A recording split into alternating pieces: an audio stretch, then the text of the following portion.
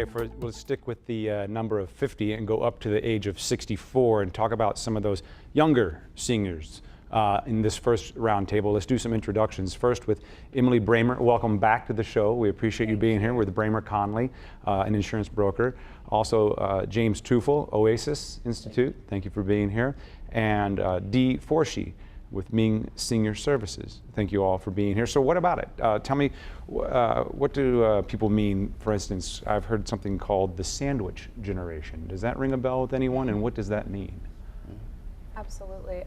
There are a lot of people right now who are in a tough position where they have kids that they're still taking care of and supporting often into their 20s, and then they also have parents who are older that they're having to take care of as well, and it really stretches the finances for somebody in that position. It makes it harder for them to save for retirement and harder for them to prepare for healthcare costs that are ahead. I think it keeps people working longer. Agree? Disagree? I absolutely agree, yes. Are there unique challenges for that? I said 50 to 64. People younger than 65, but that might be facing some of these issues we're talking about. Are there some unique challenges there? So I think some of the key issues we see emerging as affordable care rolls out, some of the issues that people hear in the media are the exchanges. And what does that mean? So this 50 to 64-year-old population, they're not old enough or eligible for Medicare unless they have a disability. And how do they engage in the exchanges in a way that will be productive for them, and how do they learn about the exchanges? Right now we have about 140,000 people just in that age group in the state of Missouri who are uninsured. To put that into context, that's about 3 consecutive days of filling Cardinal Busch Stadium in a row and still having 10,000 people outside the door waiting to get in. So if we think everyone in their 50 plus has got it all figured out and they've not come across any situation or circumstance that leaves them in that category, that would be wildly inaccurate. I would say absolutely. I mean, when I talk to people, because I work primarily with employer groups, but with individuals as well, and when I talk to people who are looking forward towards retirement, they often have a lot of confusion, a lot of questions. Education is really key, and sometimes they wait until they've already made that decision, they've already informed their employer that they're leaving before they start getting involved, having a good conversation with a professional.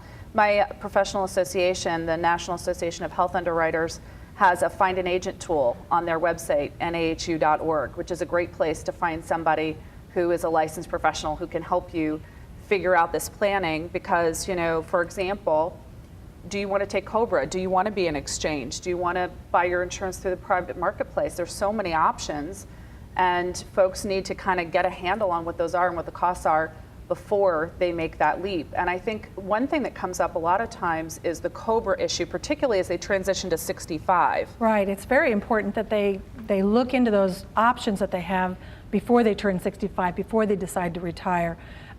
There are things that you can do if you're on a group plan. You can either stay on your group plan or you can go into what I call the street products.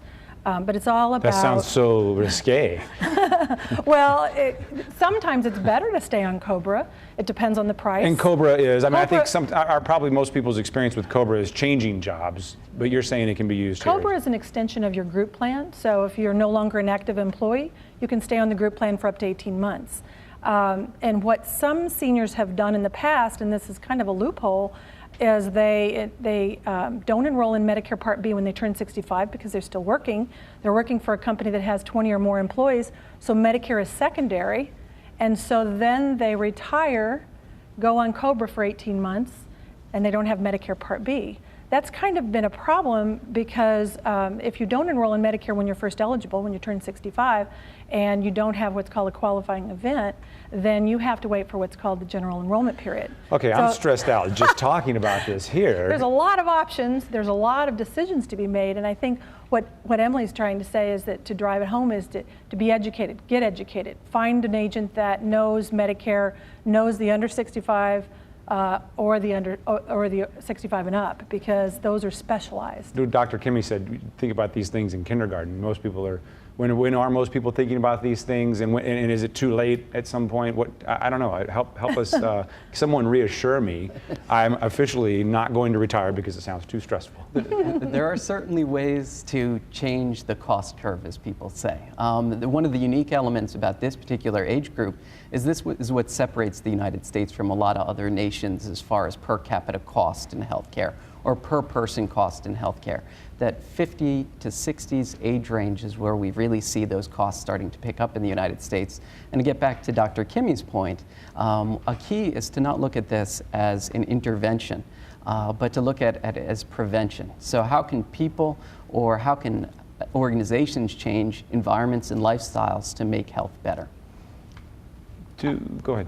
Oh, absolutely. I think a lot of companies are looking at wellness programs to reduce their costs. But I think what's often missed is that the average American can have a really big impact on their own costs by pursuing wellness, by improving their own health. I mean, you can take on a bigger deductible. You can afford to have different kinds of choices if you are improving your health and avoiding developing chronic disease. Something we've talked about on this show before in another context is the phrase job lock, where you don't leave your job because of your insurance. Because of your insurance. Do you see this in this age group we're Absolutely. talking about now, and what's the effect there?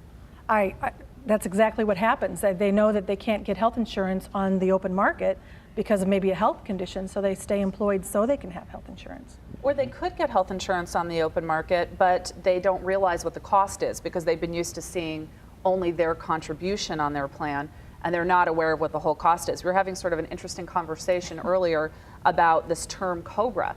It amazes me how many times people will say to you, well, Cobra is so expensive.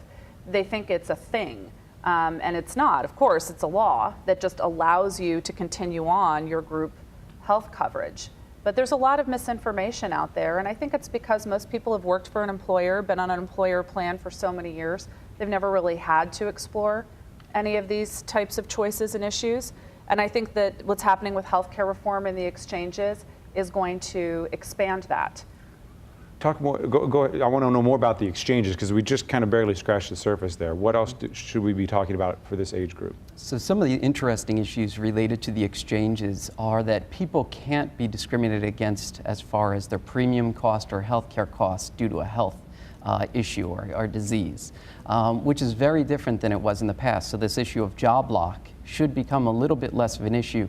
With people getting involved in the exchanges, part of the key will be people enrolling. And the more people that get involved in the exchanges, the more that it will become more affordable. Some of the other interesting things about the exchanges and costs is that although we can't vary by the health status of an individual, the premium cost can vary by, for example, their participation in a health promotion program.